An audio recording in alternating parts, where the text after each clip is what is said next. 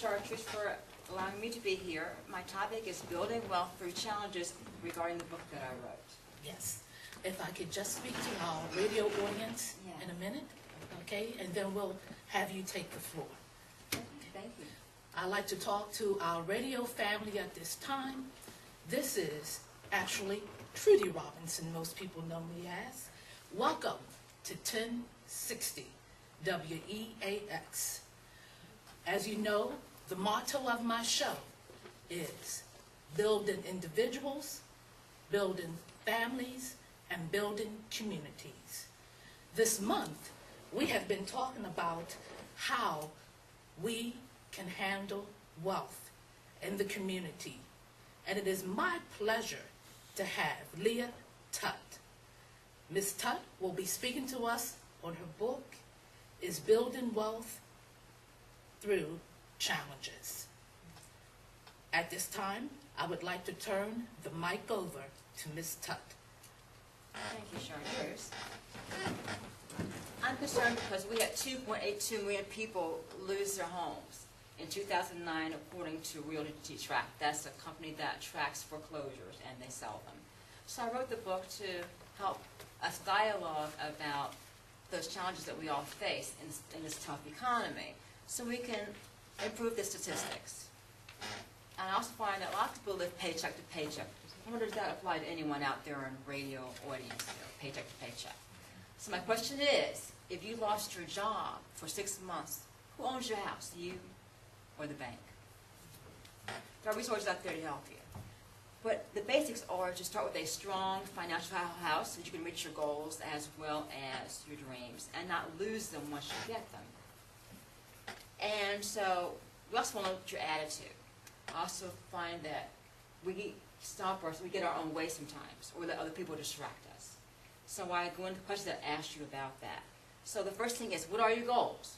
Short term, like within a year or less, and long term, a year or longer. And what do those goals cost? So we can plan for them. Have you put aside any money toward those goals and the time commitment to reach them? Are questions that you need to ask yourself. And then we can start a roadmap to reach those goals. It might be a good retirement, might be buying that house, maybe buying a bigger one, buying another car, maybe give more money to charity. Those are some of the goals that I find some of my clients have.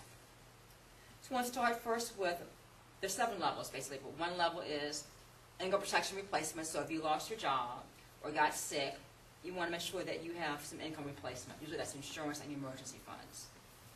Emergency fund is also a category in itself, level 2, because a lot of people don't save enough. And you should have 6 months to a year times your major expenses. I don't mean the thrills and like, I saw that new dress. No, I don't mean that. I mean basic things like you can pay your rent or your mortgage, utilities and your food, and get back and forth to work, your transportation, those basic things that you need to be covered in your emergency funds.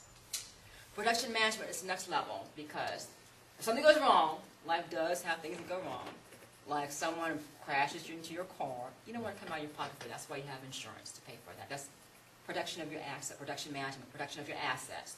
Same with your house insurance. And so protect your assets. Another important part is budgeting. People tell me they don't know where the money's going. Okay, so where's the budget? Budget is income minus expenses. And so I have people track where the money's going. Well, we have to track every day for a week, or for even 2 days. See what they're spending. And some people say, well, you can gourmet coffee twice a day, $4 each time. It's a candy bar to keep awake. Maybe their job is boring, so they're getting all of the caffeine. So one of my clients in my book had that problem. So we're able to save $300 a month, actually $310 a month on her, because we had her rearrange her car insurance to make it cheaper for her, and we worked on that budget. There's a lot of impulse buying on credit card. So getting off credit card helps too when you can plan for your purchases. Other people like another level is retirement funding and college education for the kids. And some people I find wait last minute. Kids in high school, okay, we're going to start saving for college now. Well, where's $40,000 going to come from in 2 years? Where's $20,000 going to come from? They don't know where. So you get in a lot of debt. We start early instead, like when the child was elementary school or baby. You have so many years to work with that you don't have to worry about student loans so much. It's a lot cheaper. And my granddaughter, 8 months, I got her started, 8 months old, so she can have something. And then retirement. People retiring broke, a lot of them. Have you noticed that a lot of seniors were back at work? Not just because they want to, but sometimes because they have to, because they didn't plan. So we want to look at that also to help you plan better as well. So that you can have comfortable, happy retirement, because another concern was people bought houses that were not affordable. And they spend so much time and money and stress paying for a house that's not affordable, but they forgot that wealth is also freedom. I have freedom. I'm not stressed out about my house. I'm not stressed out. I have a flexible schedule. And so I have freedom of time. And that's the happy, peaceful existence in my life.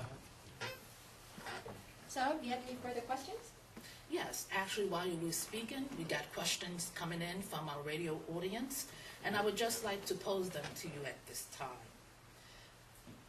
Explain to us, first of all, your background, and also what led you to write your book. I had many challenges as a single mom coming along. And so I found by the hard way, I became a life coach, just trying to find out how to solve everything. So many things were going wrong, one after another, and then the peer pressure of my daughter and the rough neighborhood we had to settle for because of so many challenges and not enough income, because you don't get half price for being half a couple when you rent or buy a mortgage. So just that whole searching. I took so much self-development that I started, that place that I took self-development from asked me to start training people in self-development, so I became a life coach, kind of accidentally from all the training I was doing with corporations. Mm-hmm. So I became a coach for their people. Mm-hmm. And the schools didn't like me in self-development, also substitute teacher, so I'm still doing that with them as well. And I always liked finances, so I studied that in college, so I merged both of them together in the book because we need to look at our habits and how we look at life and ourselves and our money to make everything work, and our values to make everything work toward our goals.